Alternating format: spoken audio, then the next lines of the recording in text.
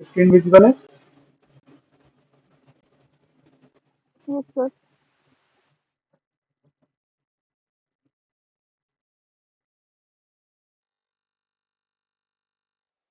तो कल हमने सी शार्प का बेसिक इंट्रोडक्शन देखा था कि सी शार्प है क्या, कब डेवलप हुई थी, किसने डेवलप किया था, यूज क्या है, ठीक है, और इसका बेसिक कॉन्सेप्ट क्या होता है, ठीक है।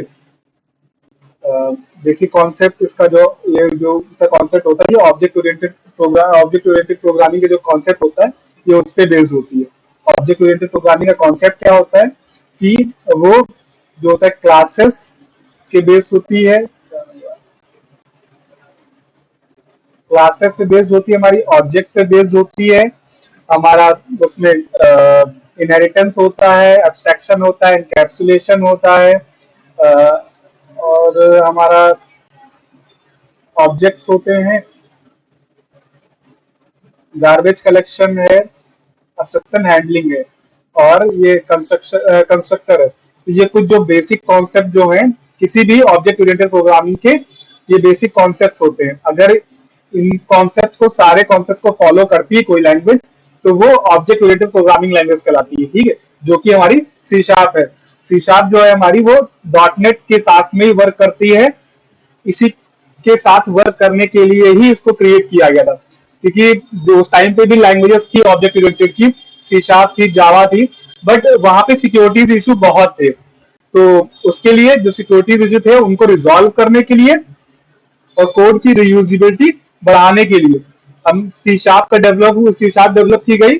और सी शार्प जो है प्रॉपर सिक्योरिटी डेटा को प्रोवाइड करता है और कोड की रियूजिबिलिटी को इंक्रीज करता है, compare in comparison with other languages like C sharp, like C plus plus, Java, ठीक है।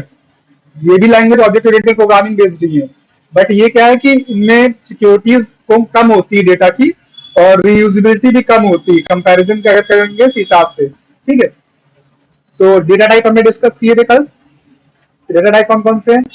ये हमारे कुछ इंटीजर के हैं, जो डिपेंड ऑफ जो हमारा डेटा है उसके साइज के अकॉर्डिंग हमको यूज करते हैं, ठीक है।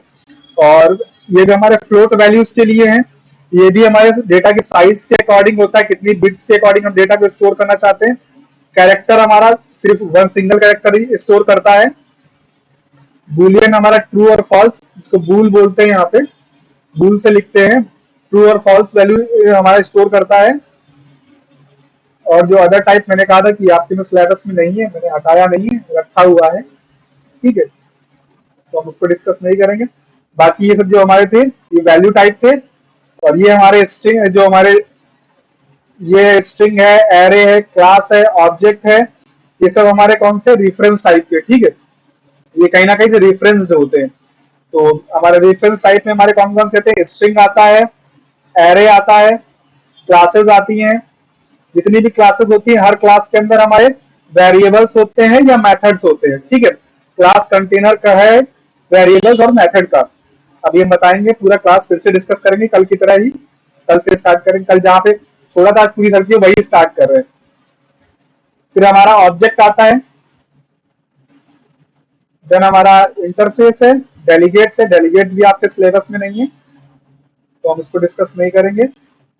अगर किसी को कोई कंफ्यूजन होगा तो बोल देना, तो कंफ्यूजन रह गई तो दिक्कत करेगा। ये हमारा एक बेसिक इंस्ट्रक्टर है, जो हम प्रोजेक्ट क्रिएट करते हैं, कोई भी कंसोल ऐप अगर क्रिएट करते हैं तो उसका बेसिक स्ट्रक्चर ये होगा। ये हमारा एक मेन फंक्शन होता है। जब भी हमारा कोई भी कंसोल ऐप अगर एग्जीक्यूट करता है तो वो मेन फंक्शन से ही एग्जीक्यूट करता है। जितना कुछ मेन फंक्शन के अंदर होगा वही एग्जीक्यूट होगा, अदर कोड एग्जीक्यूट नहीं होगा।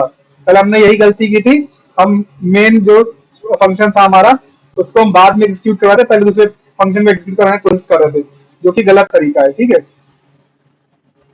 कंसोल ऐप पे मैंने प्रॉपर वर्क नहीं किया हुआ है, तो इसलिए थोड़ा सा इश्यू आ रहा है। तो ये हमारा कुछ जो बेसिक फ्लो है, जैसा कि हमारा स्ट्रक्चर बन रहा है।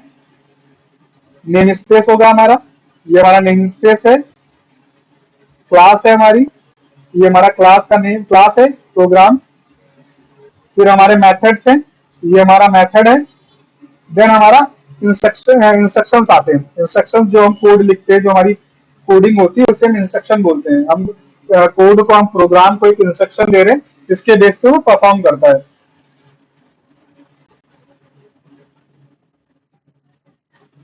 तो हमने कल देखा था कैसे कंसोल डॉट राइट लाइन से हम राइट कर से कुछ कुछ कर सकते हैं।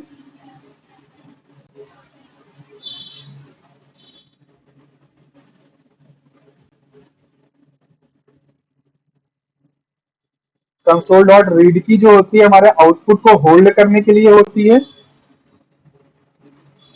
जो हमारी आउटपुट स्क्रीन खुलती है, कंसोल विंडो खुलती है, इसके आउटपुट को होल्ड करने के लिए हम किसका यूज करते हैं? कंसोल डॉट रीड की का। ठीक है, तो ये हमारा एक आउटपुट सिंपल सा एक हमने स्ट्रिंग प्रिंट कर ली। ठीक है, इस स्ट्रिंग की जगह पे हम यहाँ पे कोई भी कैलकुलेशन कर सकते हैं, या हम वेरिएबल ले सकते हैं। वेरिएबल हमने ले लिया इंटीजर टाइप का int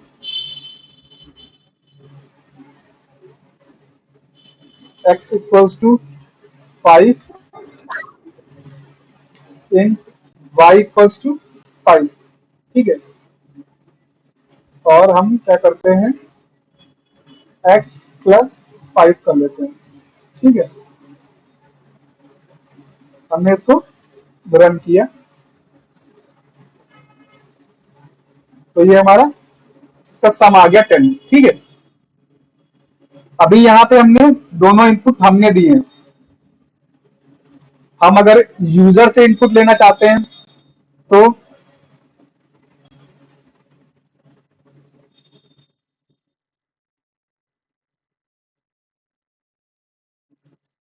console dot right line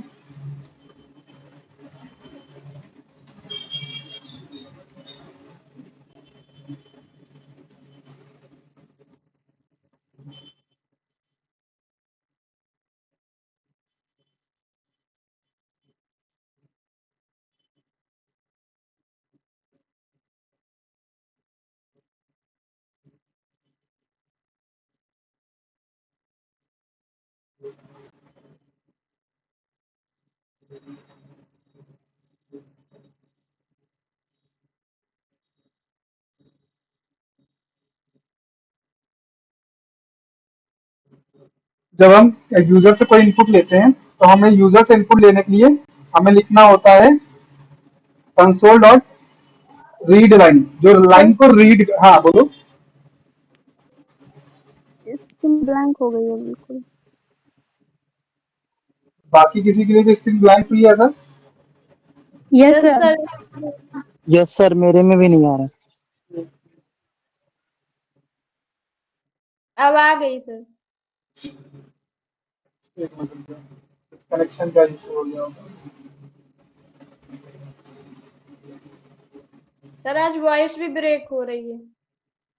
आज बारिश हो रही है बाहर, तो ये भी network का issue है।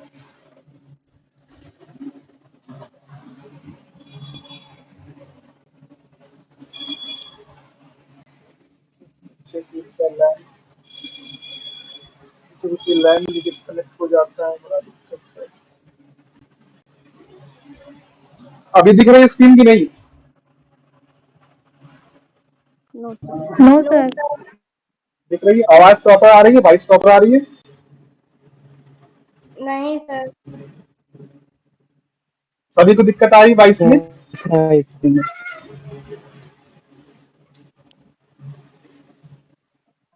अगर सबको आ रही ऐसे तो ही मेरे लग को रहा है, कभी आ रहा है कभी आ रहा है। ठीक है, एक मिनट, मैं रिकनेक्ट कर रहा हूँ थोड़ा सा।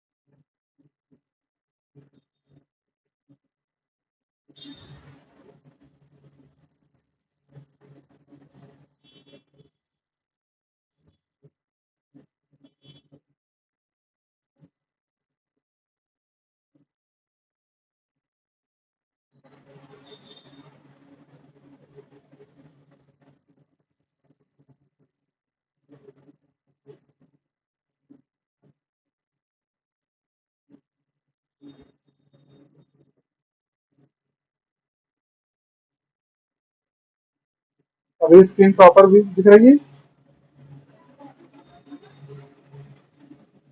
Yes sir. यस सर दिखती यस है। वॉइस आ रही प्रॉपर? Yes sir.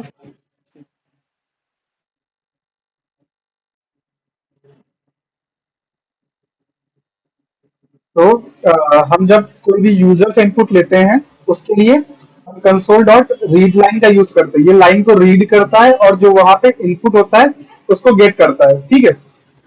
लेकिन जो कंसोल डॉट रीड लाइन जो होता है ये क्या करता है, ये हमारा स्ट्रिंग टाइप का वैल्यू गेट करता है।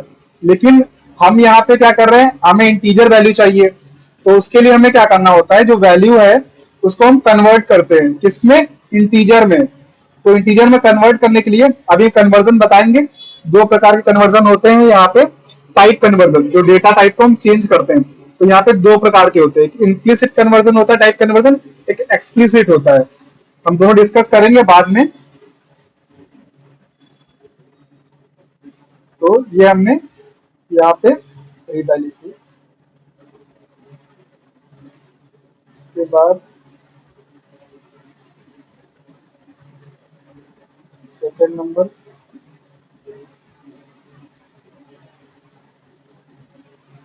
मोबाइल कर लेते हैं, ठीक है।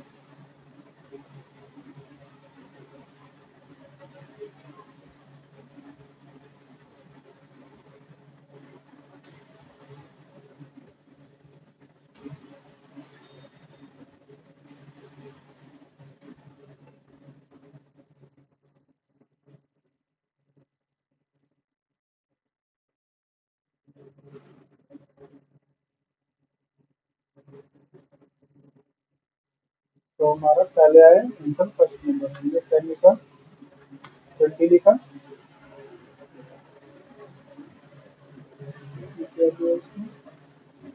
10 20 को कॉन्कैटिनेट कर दिया।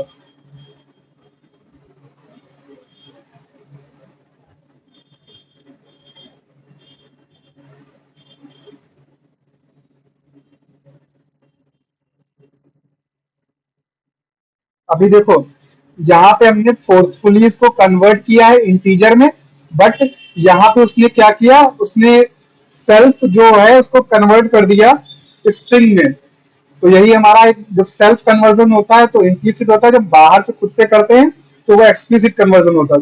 दूसरा कन्वर्जन यहाँ पे भी देख लिया होगा आपने कि उसको अपने आप उसने इंटीजर को स्ट्रिंग में कन्वर्ट करके कॉन्कैटिनेट कर दिया। अब ये हमारा सम हुआ है, ठीक है। जो हमने यहाँ पे ब्रैकेट नहीं लगाया था तो उसने क्या किया, ये स्ट्रिंग है, वो स्ट्रिंग में स्ट्रिंग को ही ऐड करता है। हमने ये चीज जावा स्क्रिप्ट में भी देखी थी और यहाँ भी, ठीक है। याद है जावा स्क्रिप्ट में हमने सेम चीज देखी थी, जहां पे कॉन्कैटिनेट हो जाता था, दो नंबर मिलके आपस में स्ट्रिंग बन जा रहे थे, हम 2 और 2 को ऐड करते वहां पे 22 बन जा रहा था, याद है? Yes sir. सर याद है। हाँ, तो सेम वैसे ही यहाँ पे होता है। तो अगर मैं ये ब्रैकेट हटा दूंगा तो ये इम्प्लिसिट कन्वर्जन होगा। इम्प्लिसिट कन्वर्जन, इम्प्लिसिट कन्वर्जन ऐसा होता है कि जैसे वो स्ट्रिंग को, जो सॉरी, वो हमारा इंटीजर को स्ट्रिंग में कन्वर्ट कर देगा, बट स्ट्रिंग को इंटीजर में नहीं कन्वर्ट करेगा, क्योंकि वो साइज का इश्यू आ जाता है। जो हमारा जितने भी वेरिएबल्स होते हैं इनका सबका एक साइज होता है। मैंने साइज ऑफ करके वहां पे दिखाया था जावा स्क्रिप्ट में सबको, याद होगा आप लोगों को, सबका एक साइज होता है हर वेरिएबल का। तो जो इंटीजर का साइज होता है वो छोटा होता है, स्ट्रिंग का साइज बड़ा होता है। तो जो हम छोटे डिब्बे का सामान है वो बड़े डिब्बे में रख सकते हैं, लेकिन बड़े डिब्बे का सामान छोटे डिब्बे नहीं रख सकते ना। तो इसीलिए जो इसका साइज होता है छोटा और जो स्ट्रिंग होता है उसका साइज होता है बड़ा। तो जब बड़ा साइज है तो वो ऑब्वियसली इसको अपने अंदर कंटेन कर सकता है, देन ये इसको इसलिए इम्प्लिसिट कन्वर्जन कर देता है। बट जब बात आती है कि हम स्ट्रिंग से जब इंटीजर में कन्वर्ट कर रहे हैं तो वहां पे उसका एक लिमिटेड साइज होता है, तो हम उसको इंट से कन्वर्ट करना पड़ता है। अगर हम वो नहीं करेंगे तो एरर आ जाएगी, ठीक है।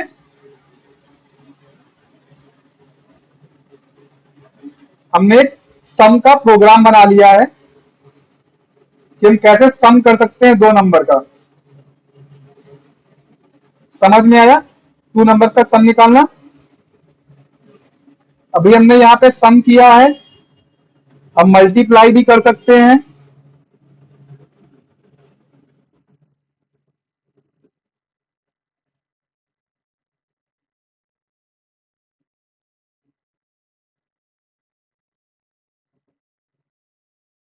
हम मल्टीप्लाई भी कर सकते हैं, हम सब्सट्रैक्ट भी कर सकते हैं, हम डिवीजन भी निकाल सकते हैं। ठीक है, तो हम सारी चीजें कर सकते हैं।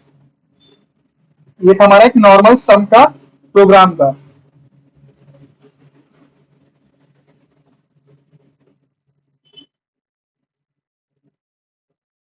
ये हमने बेसिक फ्लो को समझा और एक बेसिक प्रोग्राम कैसे बनाते हैं वो समझा। ठीक है, नॉर्मल हम प्रिंट करवा सकते हैं, कोई कैलकुलेशन यूजर से भी करवा सकते हैं, खुद से भी कर सकते हैं। क्लियर है, यहां तक कोई डाउट तो नहीं?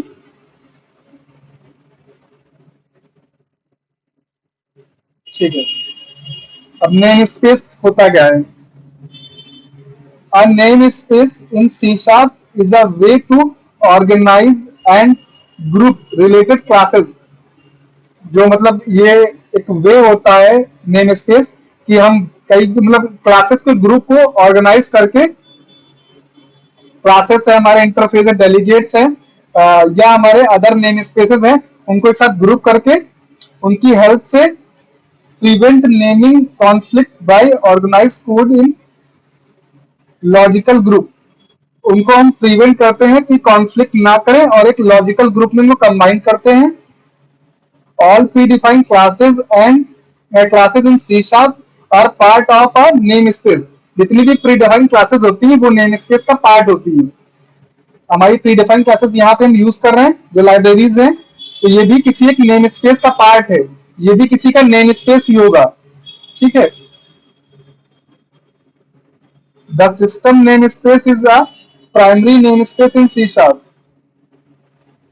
To include a namespace in your code, the using keyword is used। हम किसी भी नेम स्पेस को अपने कोड में यूज करने के लिए क्या यूज करते हैं? यूजिंग कीवर्ड का यूज करते हैं।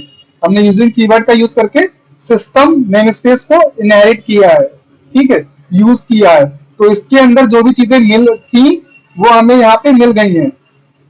अभी मैं जब मैं इसकी डिक्शनरी देखूंगा, वो डिक्शनरी गो टू डेफिनेशन करूंगा, तो ये हमारा डेफिनेशन में आ गया है। यहाँ पे हमारा कंसोल फंक्शन डिफाइन है। जिस मेथड को हम यहाँ पे यूज कर रहे हैं वो मेथड हमारा डिफाइन है। कहाँ पे? सिस्टम नेम स्पेस के अंदर। ठीक है, सिस्टम नेम स्पेस के अंदर ये ऑलरेडी डिफाइंड है। ये प्री डिफाइंड क्लासेस है जिनको हम यूज कर रहे हैं इससे यूजिंग नेम स्पेस के द्वारा, सॉरी सिस्टम नेम स्पेस के द्वारा। अगर हम यहाँ पे ये हटा देंगे तो यहाँ पे एरर आने लगेगा। क्लियर है? नेम स्पेस क्या है, हम कैसे दूसरे नेम स्पेस को इनहेरिट कर सकते हैं। ठीक है,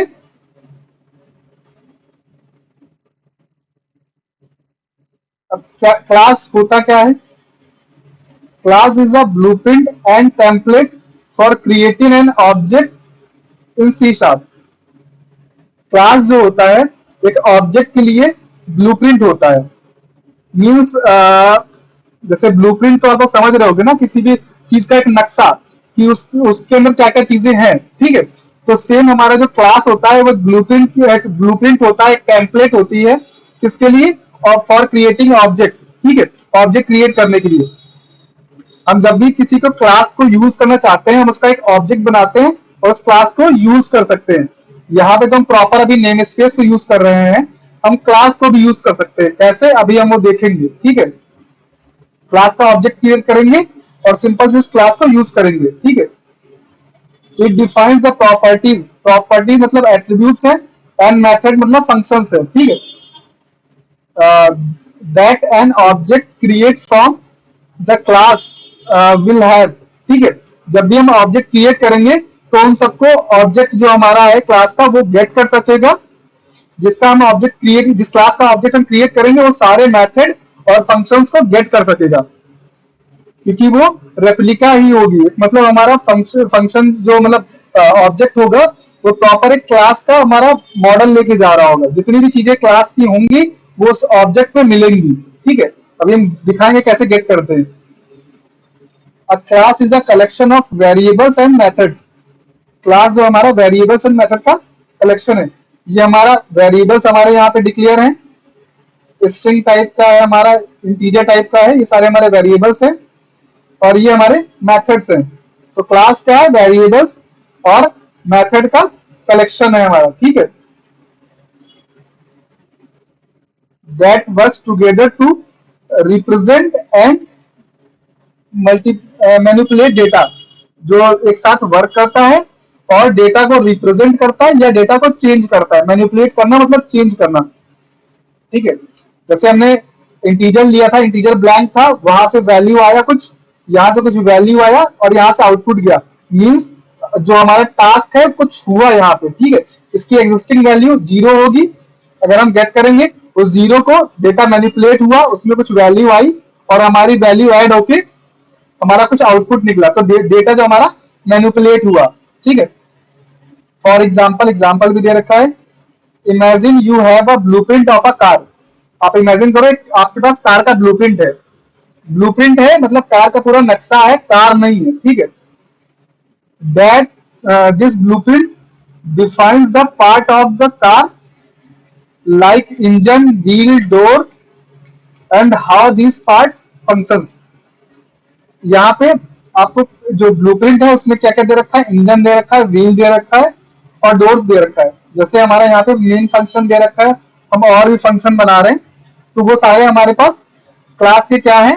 मेंबर्स हो गए, ठीक है। जैसे यहाँ पे इंजन, व्हील्स और डोर्स है, जो पार्ट है हमारे, ठीक है। Such as how car start और स्टॉप। यहाँ पे सारे फंक्शन दे रखे हैं, जैसे कि इसमें कार को स्टार्ट करना और ऑफ करना। हमारे यहाँ पे फंक्शंस हैं, फंक्शन के अंदर कुछ कोड डिफाइन है कि वो कैसे सम निकालता है, कैसे सबसेक्शन निकालता है, हम सारी चीजें कर सकते हैं। तो वैसे ही वहां पे फंक्शन होगा कार को स्टार्ट करने का, कार को ऑफ करने का। वो सारा जो होगा कार के ब्लूप्रिंट के अंदर ही होगा। However, blueprint itself not a car, जबकि ब्लूप्रिंट जो है वो कार नहीं है, लेकिन उसके अंदर सारा चीजें हैं। It's just a design. Similarly, a class itself not an object but serve as a model for creating object। जो हमारा क्लास होता है वो ऑब्जेक्ट होता नहीं है, बट एक मॉडल होता है जिसका हम ऑब्जेक्ट क्रिएट करके उसको यूज कर सकते हैं। The class keyword is use to create class, ठीक है। जब भी हमें क्लास क्रिएट करनी होती है तो उसका क्लास कीवर्ड यूज करना होता है उससे पहले, ठीक है। ये हमारी एक सिंपल कार नाम की हमने क्लास बना रखी है, ठीक है। जैसे कि यहाँ पे कुछ मॉडल, कार का मॉडल है, कार का कलर है और ईयर है कि किस मॉडल उसमें ईयर में लॉन्च हुई है या कुछ भी उसका। और यहाँ पे दो फंक्शंस हैं, हमारा इंजन स्टार्ट है और इंजन ऑफ है, दो यहाँ पे फंक्शंस बन रखे हैं, ठीक है। तो हम जब उनका ऑब्जेक्ट क्रिएट करेंगे, ये कार का ऑब्जेक्ट हमने क्रिएट कर लिया। हमने कल बताया था ऑब्जेक्ट क्रिएट करना, कि जिस क्लास का ऑब्जेक्ट क्रिएट कर रहे हैं हम उसका नाम लिखते हैं, फिर जो ऑब्जेक्ट बना रहे हैं उसका हम कुछ नेम लिखेंगे, जो हमारे ऑब्जेक्ट का नेम हमें चाहिए, हम वहां पे कुछ भी लिख सकते हैं। अभी हमने यहाँ पे माई कार लिया है और न्यू कार, हम जिसका भी ऑब्जेक्ट बना रहे हैं उसको इक्वल्स टू के अगेंस्ट में हम न्यू, और जो ऑब्जेक्ट होगा जिस क्लास का नेम होगा वो क्लास का नेम और दो पैरेंथेसिस, ये जरूरी है, ठीक है। उसके बाद जब हम ऑब्जेक्ट बन गया, ऑब्जेक्ट के बाद हम डॉट लगा के उसके अंदर की सारी चीजें गेट कर सकते हैं। ये सारी चीजें हमारी गेट हो सकती हैं। तो हमने उसका मॉडल गेट कर लिया, मॉडल हमने यहाँ पे डिफाइन कर दिया, टोयोटा है, कलर रेड है, ईयर उसका हमारा 2022 है और इंजन स्टार्ट। हमने इतनी चीजें की तो उसका जो प्रिंट होके आएगा वो हमारा इंजन स्टार्ट प्रिंट होके आ जाएगा। ये हमारा फंक्शन की कॉलिंग है, ठीक है। अब ऑब्जेक्ट है क्या, हम थियरी से समझ लेते हैं। एक हमने एग्जांपल बता दिया, अभी हम ऑब्जेक्ट यहाँ पे करके बताएंगे, ठीक है। N object is an instance of a class. Instance मतलब उसका रेप्लिका, उसका मतलब मिरर इमेज आप बोल सकते हो, ठीक है। If a class is a blueprint then an object is an actual car, ठीक है। जो क्लास जो है हमारा अगर ब्लूप्रिंट है तो हमारी एक्चुअल कार है, क्योंकि इसके अंदर सारी फंक्शनैलिटी होंगी। That from that blueprint you can create many objects from the same car from the same class, and each object can have its own unique values for properties defined in the class। मतलब क्या है कि हमने एक बार class बना ली, उसके बाद हम उसको मल्टीपल टाइम यूज कर सकते हैं, और जितनी बार यूज करेंगे उतनी बार हम उसके अंदर की सारी फंक्शनैलिटी को यूज कर सकते हैं। जैसे जैसे हमारा जो कंसोल है, एक क्लास है, हमने उसको यहाँ पे कितनी बार यूज किया है? मल्टीपल टाइम किया है। इस क्लास के अंदर ही हमारा कंसोल डॉट ये राइट लाइन होगा, ये राइट लाइन है, इसके अंदर डिफाइन है। उसी के अंदर हमारा रीड की डिफाइन होगा,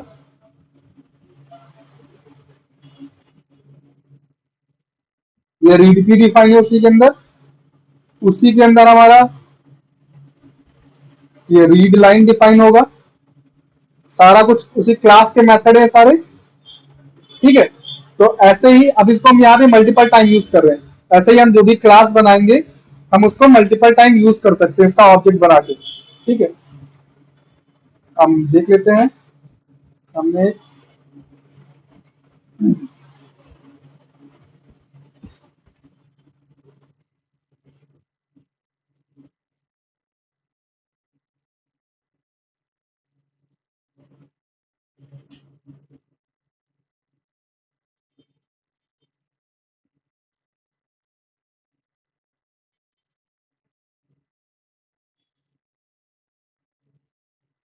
हमने कैलकुलेटर नाम का फंक्शन बना लिया है। सॉरी, कैलकुलेटर हम बना लेते हैं।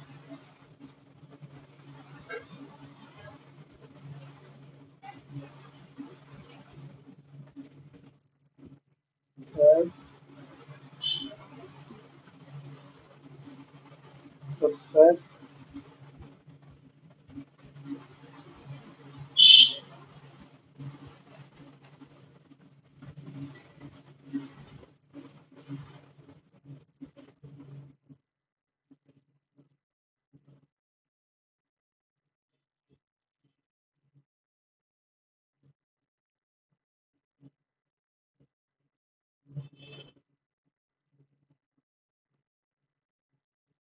एडिशन, ठीक है। ये हमने सारे फंक्शन बना लिए। हमने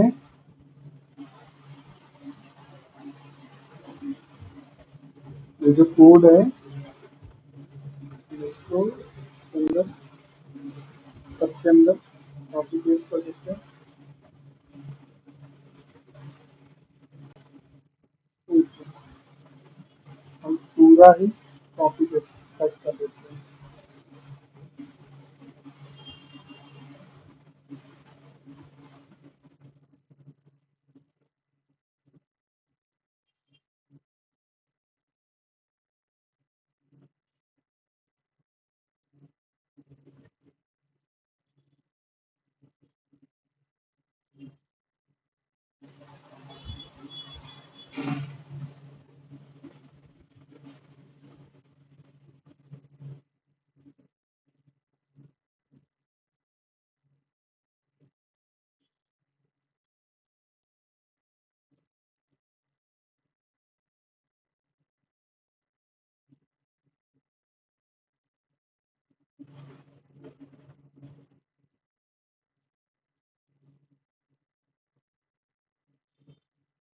डिवीजन ऑफ सिलेंडर, ठीक है।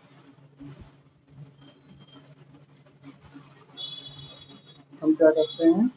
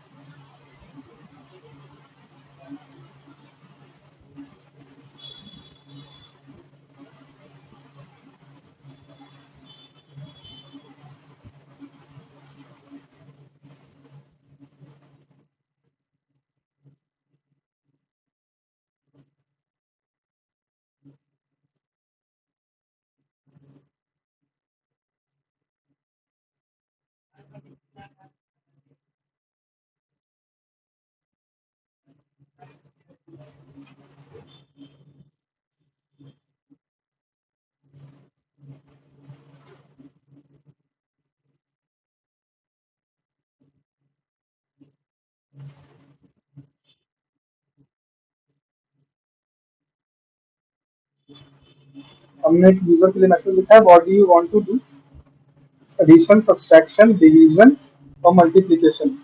ठीक है, और हम क्या करते हैं,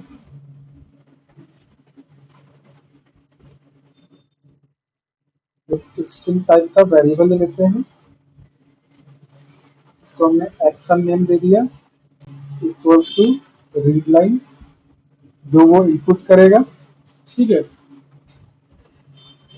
यहाँ पे जो समझ में ना आया बोल देना। ठीक है, हमने कंडीशन लगाई,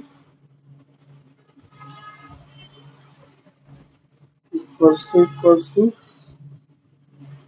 एडिशन।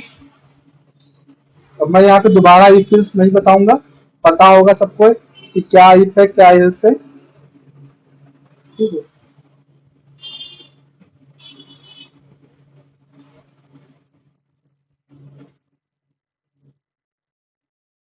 मैं यहाँ पे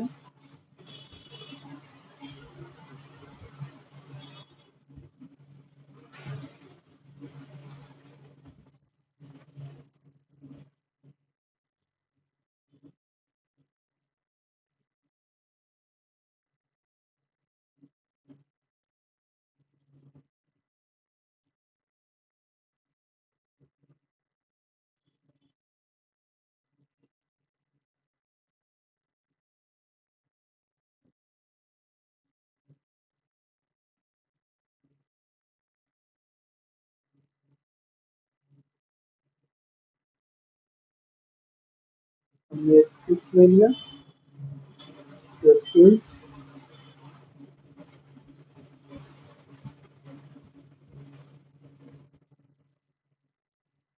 पहली कंडीशन हमारी हो गई। अगर उसमें सब्सट्रैक्शन लिखा देन हम मैच करेंगे सब्सट्रैक्शन से, सब्सट्रैक्शन देन हमारा डिवीजन,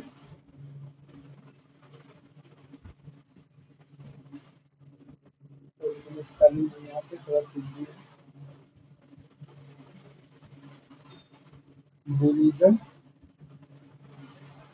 और मल्टीप्लिकेशन। ये हमने यहाँ पे मल्टीप्लाई लिखा, मल्टीप्लिकेशन। एल्स में अगर इनमें सब में से कोई भी मैच नहीं करेगा तो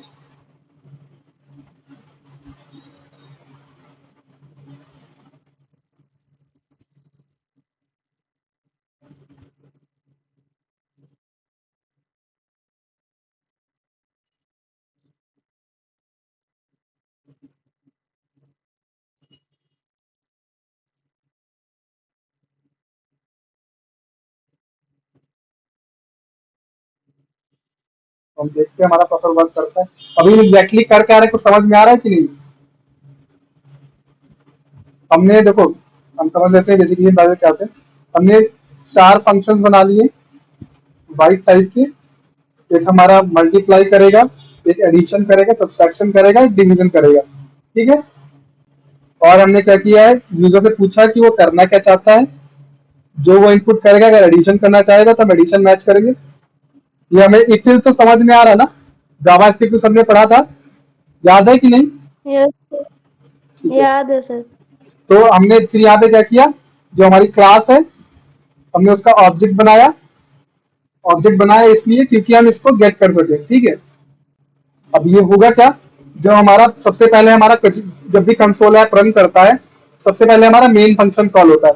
मेन फंक्शन कॉल होगा, ये हमारा आउटपुट जाएगा, यूजर को दिखेगा, तो यूजर जो इनपुट करेगा वो यहाँ पे ये यहाँ पे आएगा जब एंटर करेगा।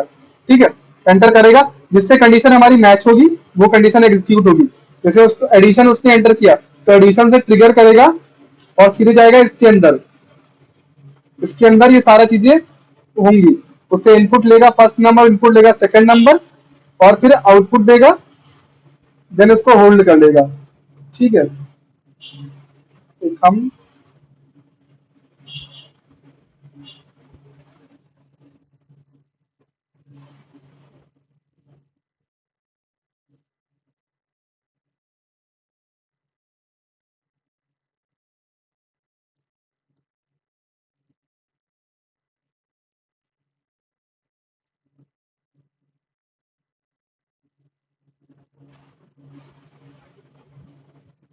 अब जैसे जावा स्क्रिप्ट में अगर हम सेमीकोलन नहीं लगाते तो कोई दिक्कत नहीं था, लेकिन यहाँ पे अगर सेमीकोलन नहीं लगाएंगे तो वो एरर आ जाएगी। ठीक है, तो ध्यान देना ये चीज।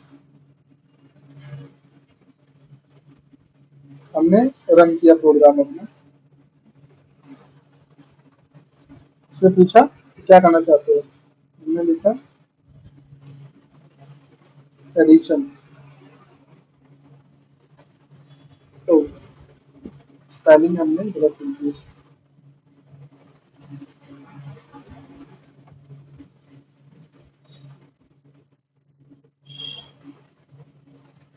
स्पेलिंग गलत ही लिखी है।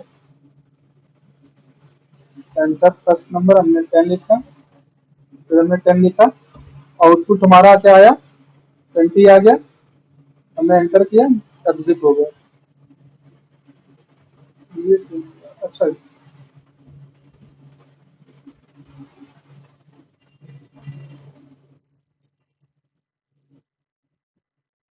ये हमें और इसमें लगाना होगा।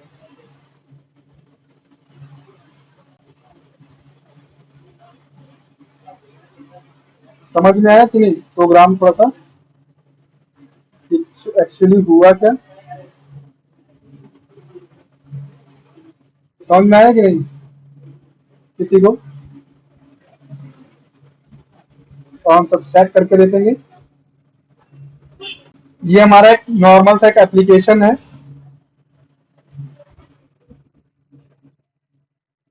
वो नॉर्मल से पूछ रहा है कि क्या करना चाहते हो आप, हमने लिखा सब्सट्रैक्शन। अगर हम गलत एंटर कर देंगे तो वो यहाँ पे क्या दिखाएगा, रॉन्ग इनपुट। ठीक है, और हम एंटर करेंगे, हमारा प्रोग्राम क्लोज हो जाएगा।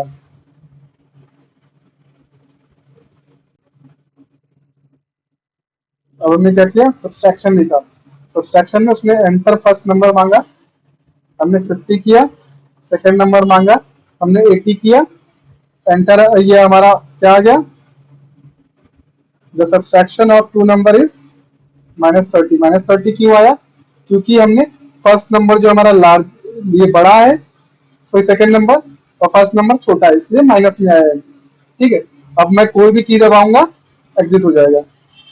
समझ में आया कि नहीं, ये किसी को कुछ ऐसा चीज समझ में ना आया हो इसमें से,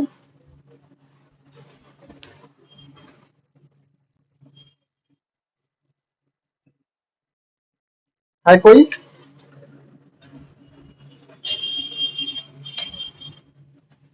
सबको समझ में आया कि नहीं।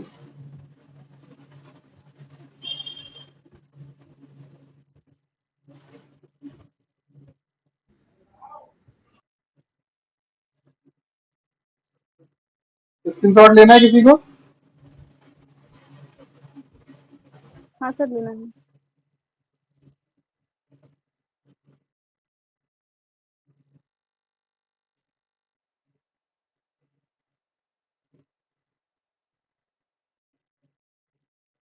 तो हो जाए तो बता देना पहले स्क्रीन पर।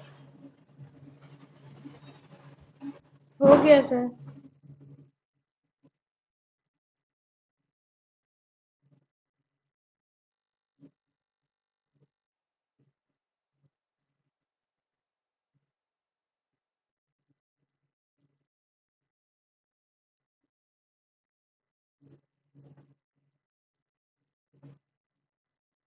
ठीक है,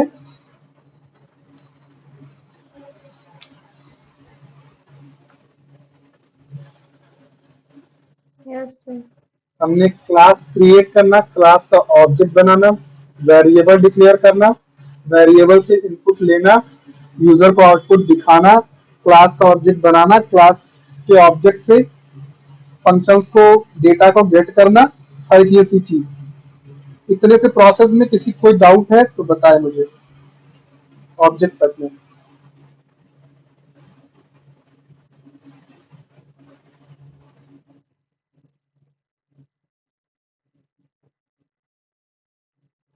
तो जितनी बार भी फंक्शन को कॉल करेंगे हर बार क्लास को ऑब्जेक्ट को क्रिएट करना जरूरी है।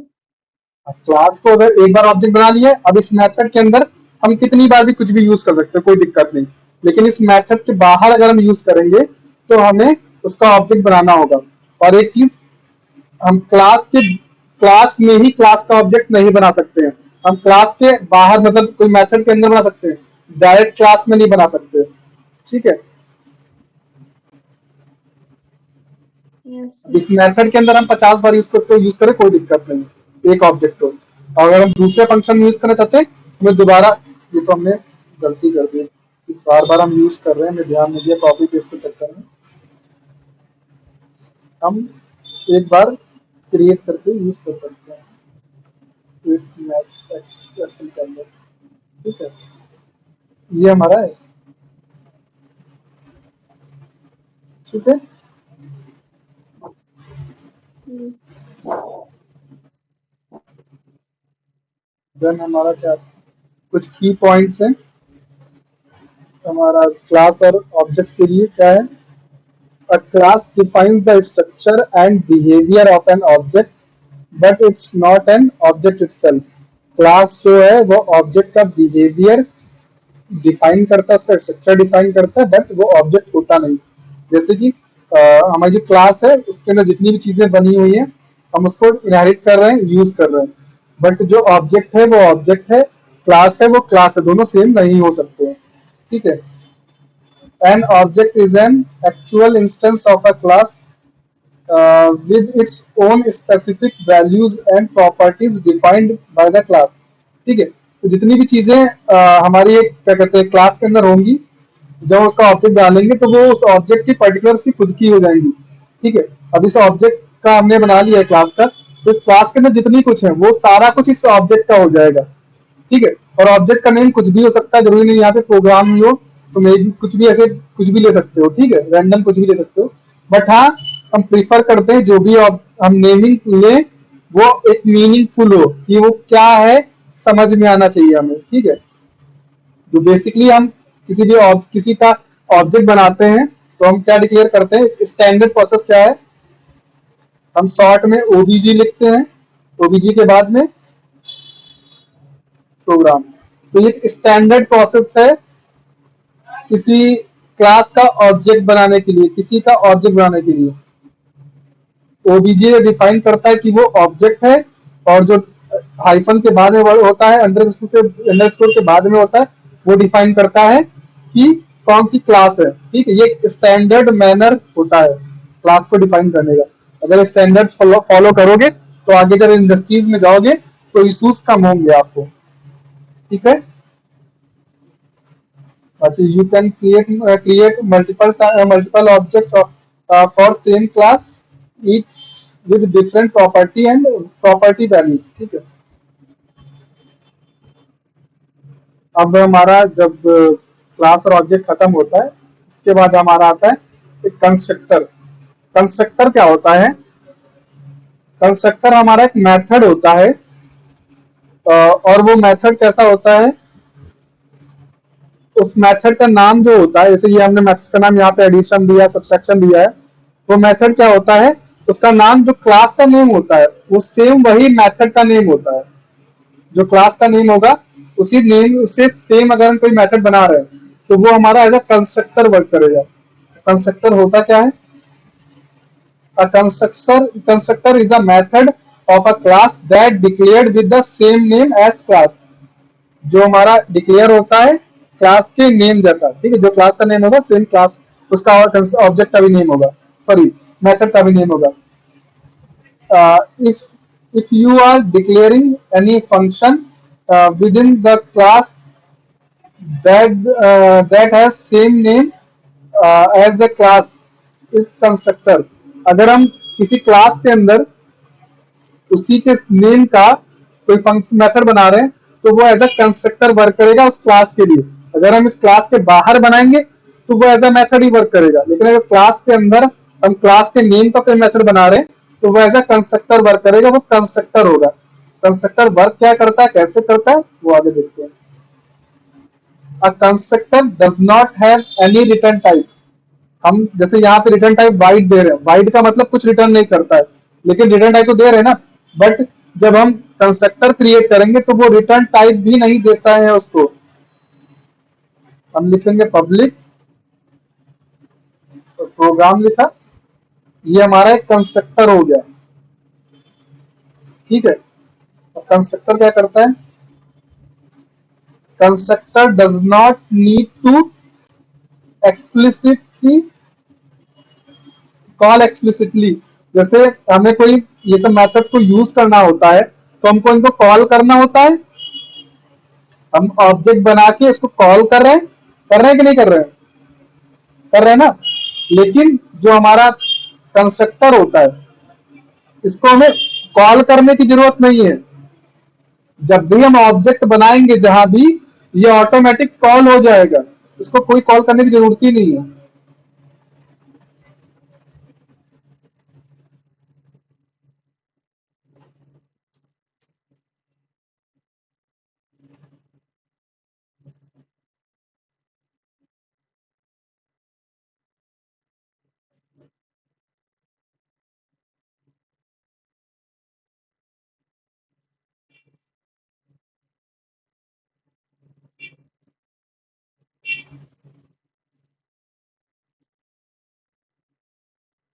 हमने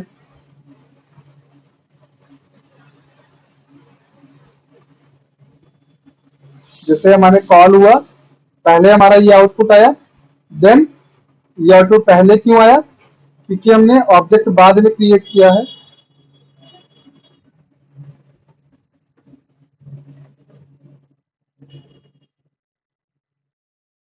हमने ऑब्जेक्ट ऊपर क्रिएट कर लिया तो सबसे पहले कंस्ट्रक्टर का मैसेज आया, तबकि हमने उसको कॉल भी नहीं किया है, नहीं किया ना कॉल। तो ये होता है हमारा कंस्ट्रक्टर। कंस्ट्रक्टर एक ऐसा, कंस्ट्रक्टर का यूज क्या होता है कि हम कुछ चीजें चाहते हैं कि जब भी क्लास हमारी यूज हो तो वो कुछ चीजें ऑटोमेटिक एग्जीक्यूट हो जाएं। देन हम वो जो कोड होता है वो पर्टिकुलर इंस्ट्रक्शन होता है, उसको हम किस में रखते हैं? कंस्ट्रक्टर में रखते हैं, ताकि हम जब भी क्लास का ऑब्जेक्ट बनाए वो ऑटोमेटिक एग्जीक्यूट हो जाए। ऐसा ही कोड हम कंस्ट्रक्टर में रखते हैं। तो क्या है? Constructor does not need to call explicitly, बाहर से कॉल नहीं करता है, कॉल नहीं करना पड़ता है। It is called automatically when object of class is created and time.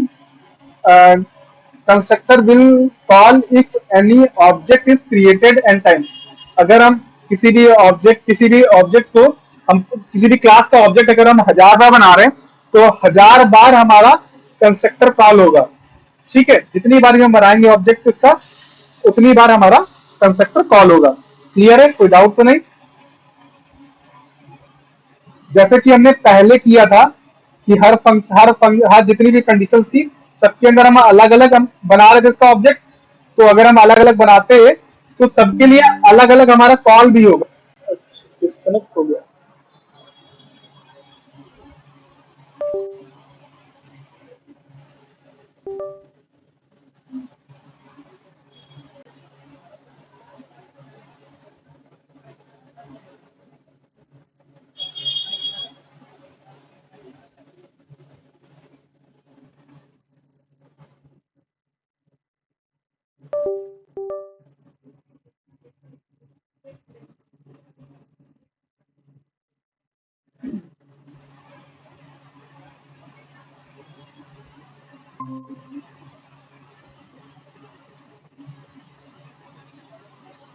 Hello, sorry वो लैंड डिस्कनेक्ट हो गया था।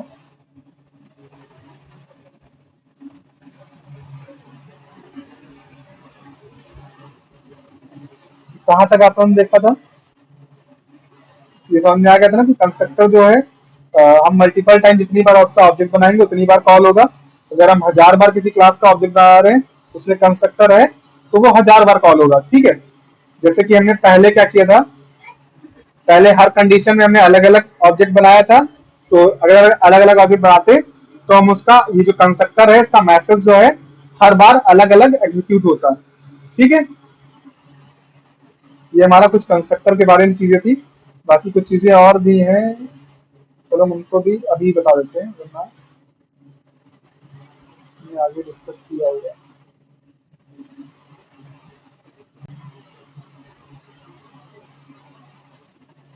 तो कंस्ट्रक्टर का यूज क्या होता है?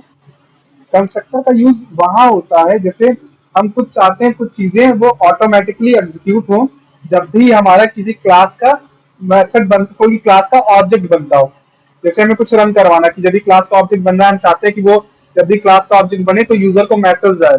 ठीक है, या कोई फंक्शन वर्क हो या कोई हमारा वेरिएबल है वो ग्लोबली डिक्लेयर हो जाए तो हम उन सब चीजों के लिए हम यूज करते हैं कंस्ट्रक्टर को। जैसे कि हमारा ये मेथड है, हमने इसके अंदर इस मेथड के अंदर इस कंस्ट्रक्टर के अंदर हमने एक मैसेज दे रखा है।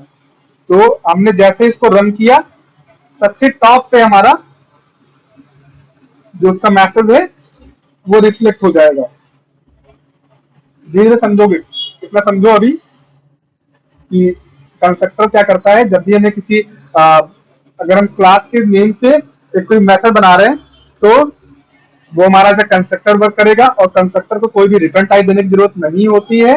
और क्योंकि कंस्ट्रक्टर कुछ रिटर्न नहीं करता है और जब भी हम ऑब्जेक्ट बनाते हैं देन सबसे पहले हमारा क्या कॉल होगा, कंस्ट्रक्टर कॉल होगा। ठीक है, ये कुछ पॉइंट्स क्लियर है। कंस्ट्रक्टर के कुछ टाइप होते हैं हमारे। डिफॉल्ट कंस्ट्रक्टर होता है जो नॉर्मल हमारा जो है ये डिफॉल्ट कंस्ट्रक्टर है। फिर हमारा पैरामीटराइज कंस्ट्रक्टर होता है जो हमारा पैरामीटर कंटेन करता है। हम पैरामीटर जैसे हमने इंट ले लिया एबीसी तो ये कुछ पैरामीटर कंटेन करेगा। फिर हमारा कॉपी कंस्ट्रक्टर होता है पैरामीटर, ये तो हम समझ लीजिए डिफॉल्ट कंस्ट्रक्टर क्या होता है। पैरामीटर्स कंस्ट्रक्टर क्या होता है, constructor with parameters is known as parameterised constructor. Parameterised constructor is used to initialize instance variable to the class by taking value from caller। जो हमारा क्या कहते हैं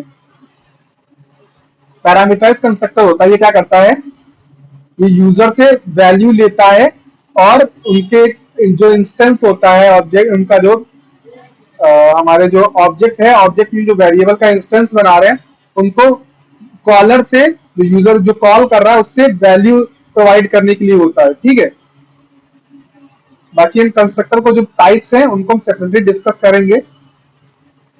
कॉपी कंस्ट्रक्टर क्या होता है, copy constructor is a parameterised constructor that has same class type parameter in which is declared। Copy constructor is used when you want to copy value already stored in pre-existing object in newly created object।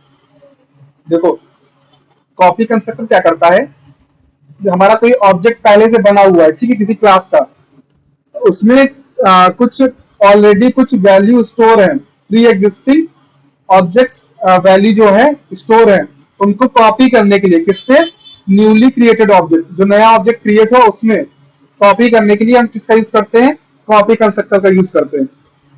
इनको हम separately discuss करेंगे, हम इनके proper work भी करेंगे, परेशान ना हो। फिर हमारा आता है स्टैटिक कंस्ट्रक्टर।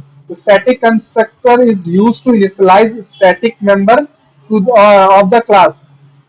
स्टैटिक कंस्ट्रक्टर का यूज क्या होता है कि क्लास के मेंबर को, जो भी मेंबर्स होते हैं, वो उनको स्टैटिक डिक्लेयर करने के लिए यूज होता है.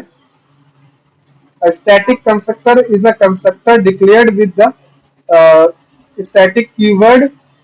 It is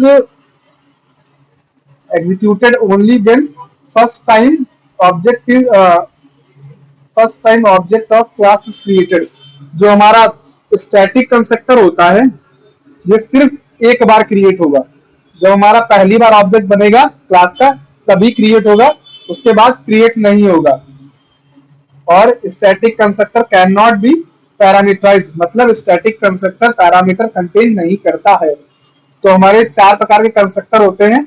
चारों में से जो हमारे दो कंस्ट्रक्टर होते हैं, डिफॉल्ट कंस्ट्रक्टर और हमारा स्टैटिक कंस्ट्रक्टर, ये दोनों पैरामीटर कंटेन नहीं करते हैं. और जो हमारे कॉपी कंस्ट्रक्टर होता है और जो पैरामीटराइज कंस्ट्रक्टर होता है, ये दोनों पैरामीटर को कंटेन करते हैं. ठीक है. और कॉपी कंस्ट्रक्टर क्या करता है, हमारे जो फर्स्ट टाइम जो हमारा बना होता है, पहले जो बना होता है ऑब्जेक्ट क्लास का, उससे वैल्यू को कॉपी करने के लिए इसमें जो नया ऑब्जेक्ट क्रिएट हुआ उसमें. ठीक है. स्टैटिक कंस्ट्रक्टर क्या होता है, हमारा एक ही बार क्रिएट होता है और इसके सारे मेंबर्स हमारे स्टैटिक होते हैं. स्टैटिक मेंबर क्या होते हैं हम वो डिस्कस करेंगे अभी. ठीक है. और ये एक ही बार क्रिएट होता है. थियरी समझ में आई होगी, हम इनको यूज करना थोड़ा सा बाद में सीखेंगे. अभी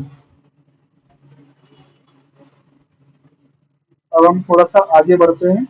कल से हमारी गाड़ी वहीं पे फंसी हुई है.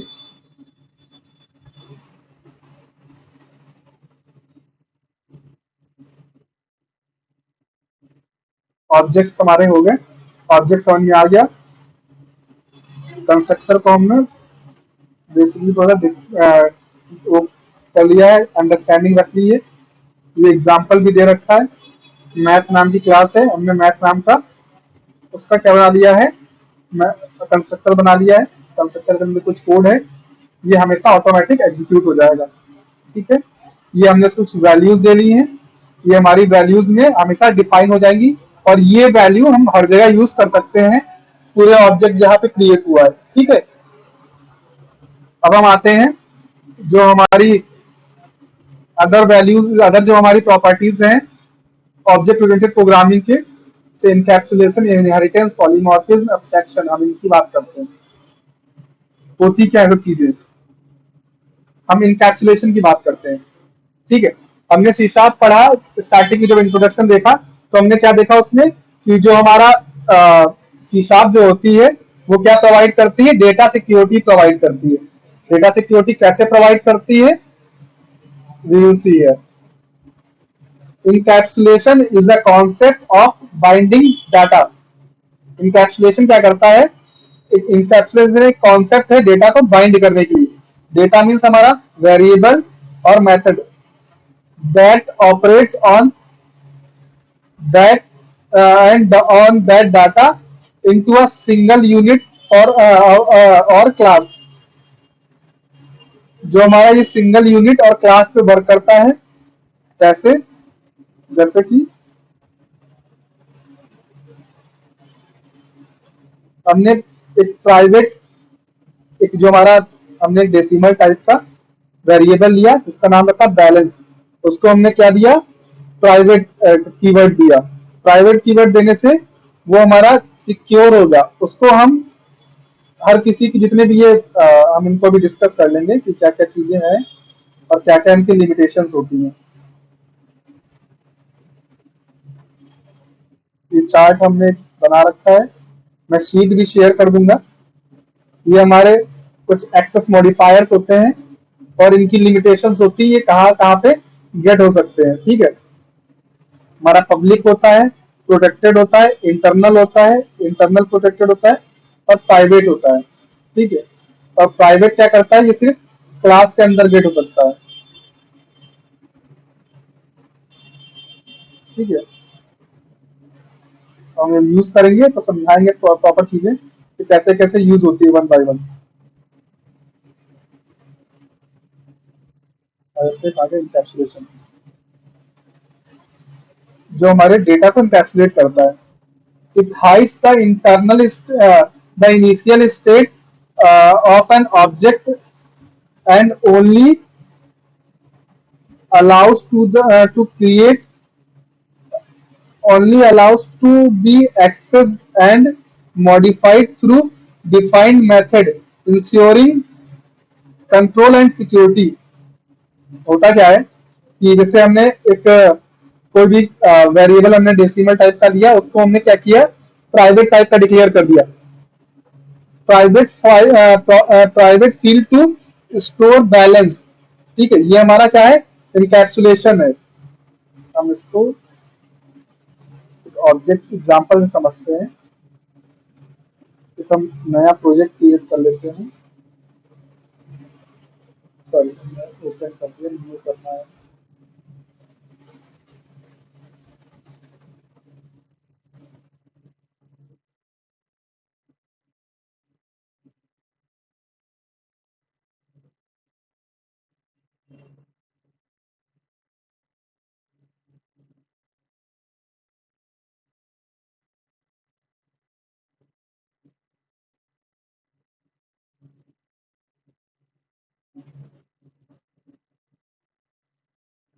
हमने एक इनकैप्सुलेशन ना करेंगे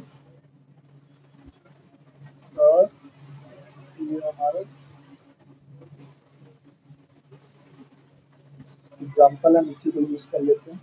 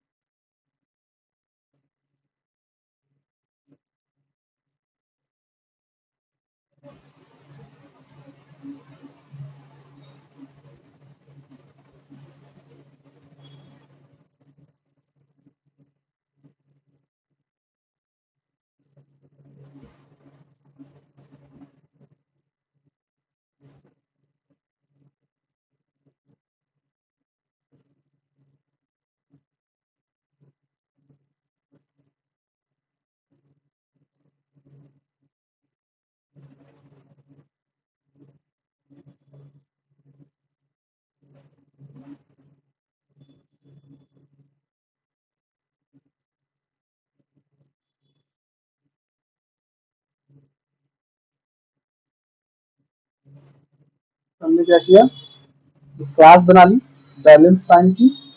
ठीक है, यहाँ पे हमने एक वेरिएबल लिया बैलेंस क्लास के अंदर और इसको क्या किया, इनकैप्सुलेट कर दिया। कैसे, उसको प्राइवेट कीवर्ड से। ठीक है, प्राइवेट कीवर्ड दिया, वो इनकैप्सुलेट हो गया। ठीक है, अब हमने क्या दिया, एक public method to deposit money. हमने पब्लिक मेथड दिया कि वो पैसा डिपॉजिट कर सके। ठीक है, जो हमने अकाउंट है उसको हमने as a input parameter use कर लिया। ये हमारे दो मेथड है, एक डिपॉजिट करना, एक बैलेंस को चेक करना। थोड़ा सा बैंक का जो सिस्टम थोड़ा सा छोटा सा है। हमने एक बैंक नाम का क्लास लिया, हम लोग एक बैंक हो गई हमारी। बैंक के अंदर हम क्या करते हैं, पैसा डिपॉजिट कर सकते हैं और बैलेंस देख सकते हैं। ठीक है, तो हमने दो फंक्शन बना लिए, जो पैसा डिपॉजिट करेगा, दूसरा क्या करेगा, तो पैसा हमारा दिखाएगा। ठीक है,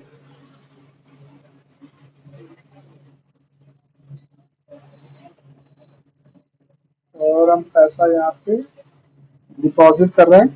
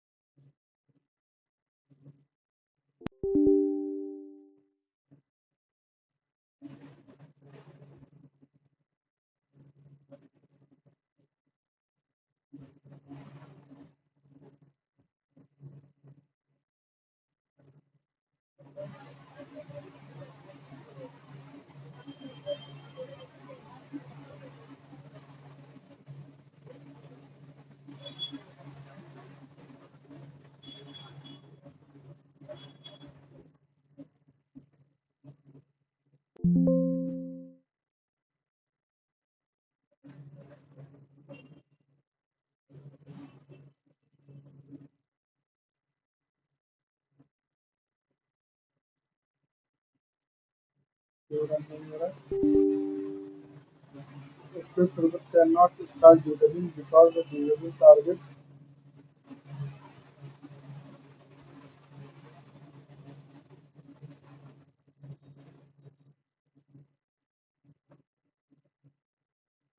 असेंबली फाइल में इसके ऐसा क्यों है?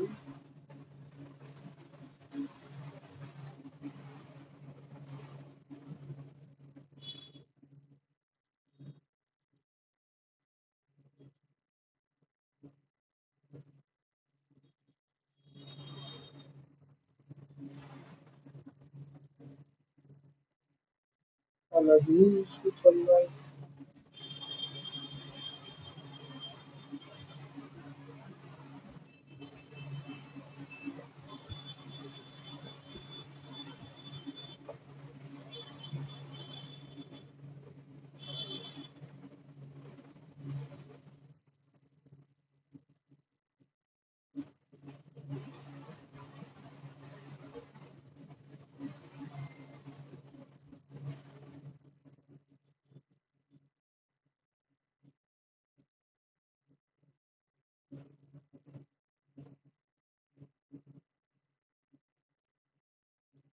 क्या हो गया?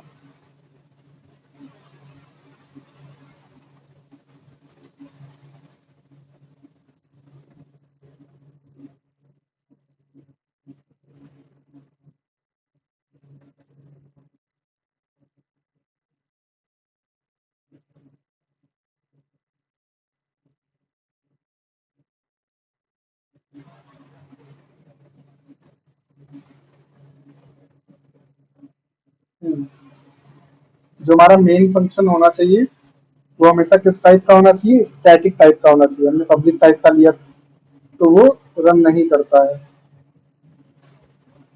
कंसोल डॉट जीडीक्यू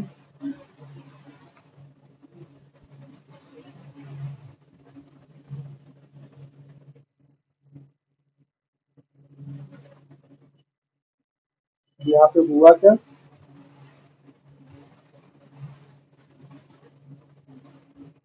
हमने एक बैलेंस लिया था, यहाँ पे बैलेंस नाम का एक डेसिमल वेरिएबल लिया था। उसको हमने जो हमारा डिपॉजिट फंक्शन है उसको हमने एज अ इनपुट दिया था, इनपुट पैरामीटर दिया और पैरामीटर को हमने अमाउंट को चेक किया है। अगर अमाउंट हमारी 0 से बड़ी है देन वो आ जाएगा इसके अंदर, और जो बैलेंस है हमारा बैलेंस में अमाउंट को ऐड कर देगा और ऐड करेगा उसको डिस्प्ले कर देगा कि डिपॉजिट कितना हुआ है, डिपॉजिट इक्वल्स टू 100। ठीक है।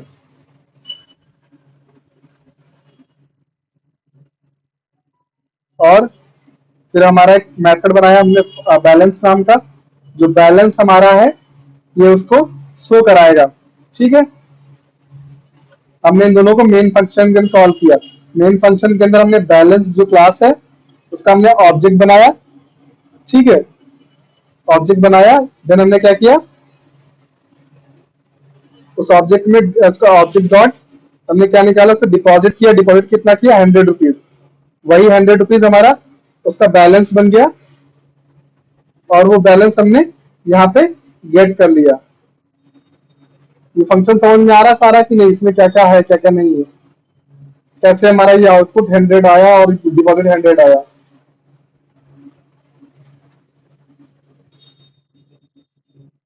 समझ में आ रहा है कि नहीं? किसी को नहीं आ रहा तो बताओ, मैं समझाता एक्सप्लेन करता हूँ थोड़ा सा। सर एक बार और रिपीट कर दीजिए। देखो, हमने एक प्राइवेट टाइप का एक वेरिएबल ले लिया। ठीक है। अब इस वेरिएबल में हम कुछ नहीं कर सकते, सिर्फ वैल्यू पुट कर सकते हैं और कुछ नहीं कर सकते हैं। जैसा कि हमारी जो इनकैप्सुलेशन की प्रॉपर्टी है, इनकैप्सुलेशन क्या करता है? डेटा बाइंडिंग करता है। हम उसमें क्या कर सकते हैं?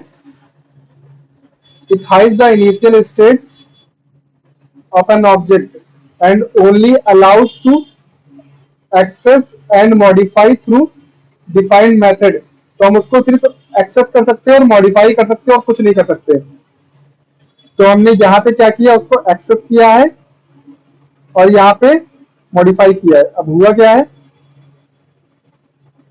हमने बैलेंस नाम का यहाँ पे डिक्लेयर कर लिया ये हमारा वेरिएबल है, ठीक है, और ये हमारा यहाँ पे मेथड है। अगर हम कंपेयर कर लें, जो पुराना वाला फंक्शन था उसको भी हमने कुछ ऐसे ही किया था, बस वहां पे फर्क क्या था, वहां पे ये इनपुट पैरामीटर नहीं था। जावास्क्रिप्ट में इनपुट पैरामीटर देखा है ना, कि हमने वहां पे सम करने के लिए दो पैरामीटर लेते थे, एक्स और वाई, और एक्स वाई पे यहाँ पे दो लेते थे पैरामीटर, और वहां से इनपुट करवाते थे और एक्स और वाई का सम कर देते थे, ऐसा कुछ करते थे। सेम यहाँ पे कर रहे हैं, यहाँ पे सिर्फ ये कंफ्यूजिंग है थोड़ा सा, तो इसकी जगह हम क्या करते हैं, बैलेंस प्लस ये कर लेते हैं, ठीक है। तो जो हमारा डिपॉजिट को हमने यहाँ पे कॉल किया, जब यहाँ पे कॉल होगा, अभी तो सिर्फ यहाँ पे लिख रखा है, ठीक है, जब यहाँ पे कॉल होगा तो जो 100 है वो जाएगा यहाँ पे, वो 100 को चेक करेगा, अगर हमारा 100 जो है वो 0 से बड़ा है, मतलब सॉरी, और जो अमाउंट है वो 0 से बड़ा है, तब इसके अंदर आएगा। अभी हम यहाँ पे 100 दे रहे हैं, तो अमाउंट क्या है हमारा, 0 से बड़ा हो गया, 0 से बड़ा हुआ तो यहाँ पे आ गया। बैलेंस में इसलिए कुछ नहीं था, तो यहाँ पे आया बैलेंस में, उसने क्या किया, बैलेंस में अमाउंट ऐड कर दी, जो अमाउंट इंसर्ट हुई है वो इंसर्ट अमाउंट डिपॉजिट हो गई, और हमें यहाँ पे दिखा दिया कि कितनी अमाउंट डिपॉजिट हो रही है, हमने प्रिंट करवा दिया यूजर को, ठीक है, प्रिंट करवाया। देन यहाँ पे क्या हुआ, दूसरे वाले फंक्शन में यहाँ पे हमने रिटर्न करवा दिया है किसको, जो हमारा वेरिएबल है। अब ये एक हमारा वेरिएबल ग्लोबली डिक्लेयर है, तो हम इसके अंदर कहीं भी उसको यूज कर सकते हैं। तो जो वैल्यू यहाँ पे है वही वैल्यू हमारी यहाँ पे है, तो हमने वही वैल्यू क्या की, उसको रिटर्न करवा दी। डेसिमल टाइप की वैल्यू रिटर्न कर रहा है, ये रिटर्न कर रहा है वैल्यू, तो ये वैल्यू जो रिटर्न कर रहा है वो यहाँ पे आ जाएगी, और डिपॉजिट एक इनपुट वेरिएबल ले रहा है। तो जब हम इसको रन करते हैं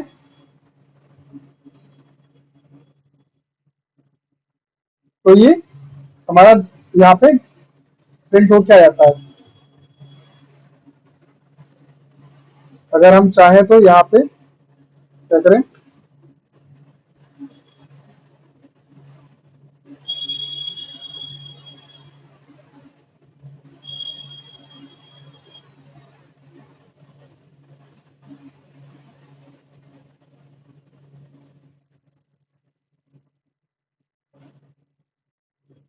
हम क्या करते हैं, इनिशियली इसको 1000 बैलेंस कर देते हैं,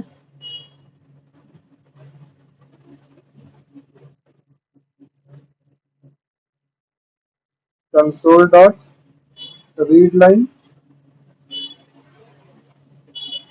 हम क्या करते हैं,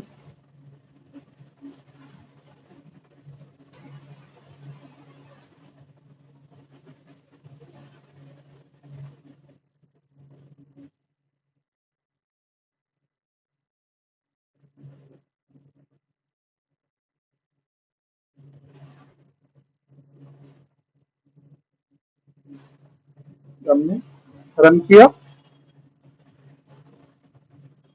अब यूजर से हम पूछेंगे कितना मनी वो डिपॉजिट करना चाहते हैं, हमने यहाँ पे कर दिया 5000, तो 5000 डिपॉजिट किया, तो डिपॉजिटेड अमाउंट कितना हो गया 5000, और बैलेंस कितना हो गया 6000।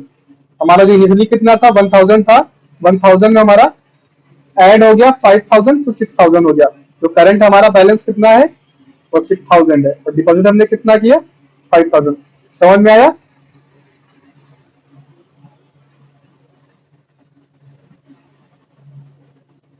समझ में आया कि नहीं।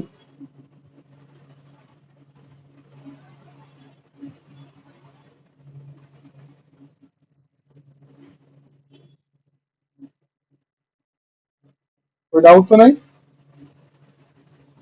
No sir. ठीक है। तो ये हमारा इनकैप्सुलेशन होता है, जो डेटा को सिक्योरिटी रखता है।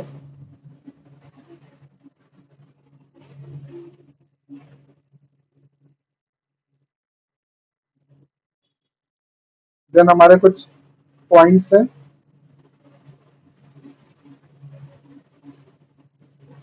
encapsulation is a fundamental concept of object oriented programming that ensures sensitive data within a class is hidden from the outside world। ठीक है, जो क्लास के अंदर जो इनसाइड डेटा है वो बाहर के लिए जो हिडन रहेगा, सिर्फ जो क्लास के इनसाइड है वो एक्सेसिबल होगा, क्लास के बाहर हम उसको एक्सेस नहीं कर सकते हैं। ठीक है, अभी ये क्लास के अंदर है तो एक्सेसिबल है। ठीक है,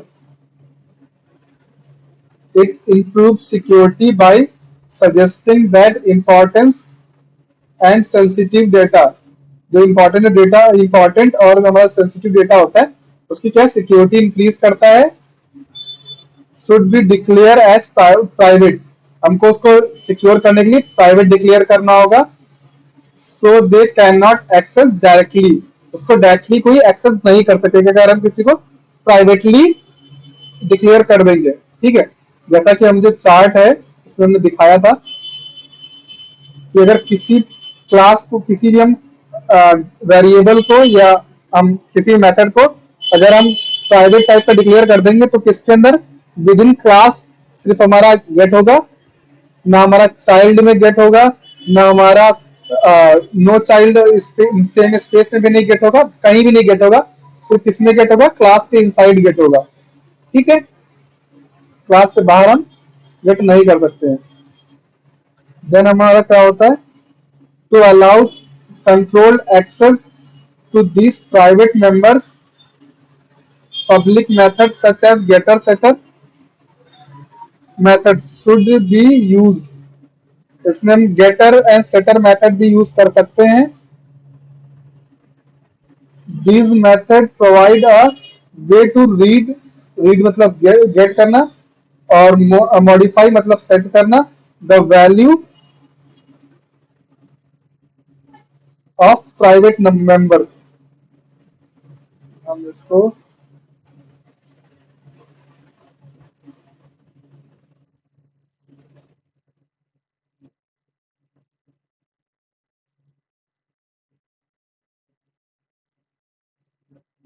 गेट सेट टाइप का बना सकते हैं। ये वैल्यू हमारा गेट भी कर सकता है और सेट भी कर सकता है। अगर हम सिर्फ उसको गेट टाइप का बनाएंगे तो हम उसमें वैल्यू सेट नहीं कर सकते हैं। तो वैल्यू सेट कर रहे हैं ये नहीं कर सकते, सिर्फ वैल्यू उससे गेट कर सकेंगे। इसको कमेंट कर दे। तो अभी हमने क्या किया, उसको गेट टाइप का डिक्लेयर किया है तो सिर्फ उसको वैल्यू सेट कर सकते हैं, हम उससे वैल्यू गेट नहीं कर सकते हैं। ठीक है, जब तक उसको सेट टाइप का नहीं डिक्लेयर करेंगे, और अगर सेट कर देंगे तो उससे वैल्यू गेट नहीं कर सकते हैं। ठीक है, और सेट होता नहीं सिर्फ एक साथ में, हम या तो गेट सेट दोनों कर सकते हैं या सिर्फ गेट कर सकते हैं। ठीक है, तो ये वैल्यू जो हमारा वेरिएबल्स की जो डेटा है उस पर एडिशनल प्रॉपर्टी यूज कराता है। अगर हमने गेट सेट यूज किया, गेट सेट कुछ लिमिटेशन प्रोवाइड करता है कि या तो हम गेट कर सकते हैं या सेट कर सकते हैं, और प्राइवेट उसमें लिमिटेशन लगाता है कि हम सिर्फ उसको क्लास के अंदर ही एक्सेस कर सकते हैं, उससे बाहर नहीं कर सकते हैं। ठीक है, तो यही गेटर सेट की प्रॉपर्टी यहाँ पे डिफाइन है।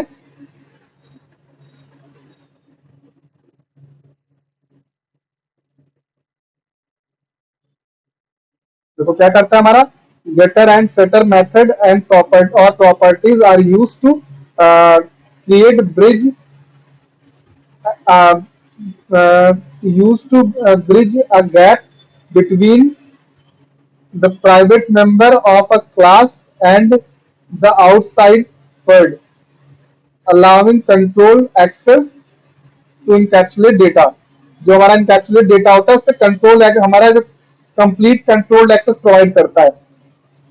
हम चाहे तो उसको गेट टाइप का बना देंगे तो उसमें कोई वैल्यू ऐड नहीं कर सकता है।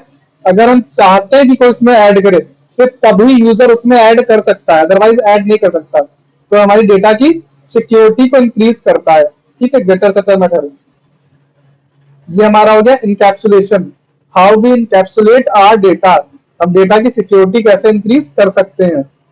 ठीक है, देन हमारा आता है इनहेरिटेंस। ये सारी चीज क्लास के बारे में ही है, क्लास और ऑब्जेक्ट के बारे में।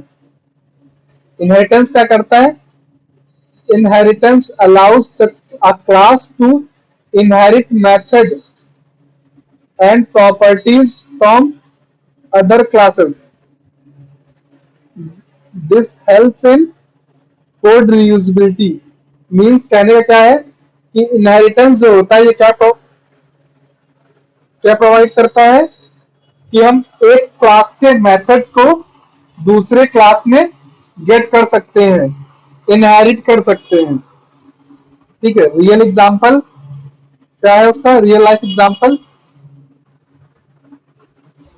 व्हीकल। व्हीकल हमारा इसमें यहाँ पे पेरेंट और चाइल्ड का थोड़ा सा चलेगा, कैसे होगा हम देखते हैं।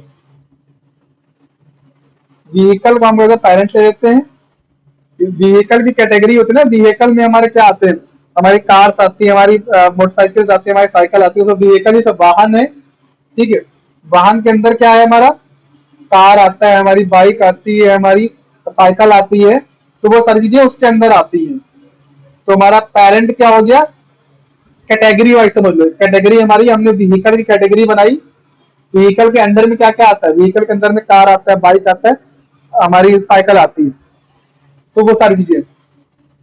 A journal vehicle could be a parent class with properties like specified speed and fuel. Car जो उसकी चाइल्ड हो गई। A car is a specific type of vehicle and can have additional properties like the member of doors and horn features। ठीक है, जैसे car के कुछ features हो जाते हैं। बेसिकली हमने यहाँ पे क्या किया है, हमने कार बनाई है, एक मतलब व्हीकल बनाया है। व्हीकल हमने कुछ फीचर्स दे रखे हैं, स्पीड है और उसका स्टार्ट है, कब व्हीकल हमारा कैसे स्टार्ट होगा। हमने एक दूसरी बनाई है एक क्लास, किस नाम की, कार नाम की। तो कार में हमने व्हीकल को इनहेरिट कर लिया है। इनहेरिट करने के लिए हम कॉलन यूज करते हैं। कॉलन से हम एक क्लास के मेंबर को, एक क्लास में दूसरी क्लास के मेंबर को इनहेरिट कर सकते हैं। ठीक है, यहाँ पे हमें ऑब्जेक्ट बनाने की जरूरत नहीं है।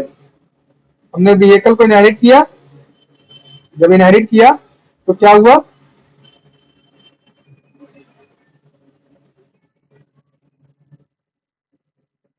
कार की जो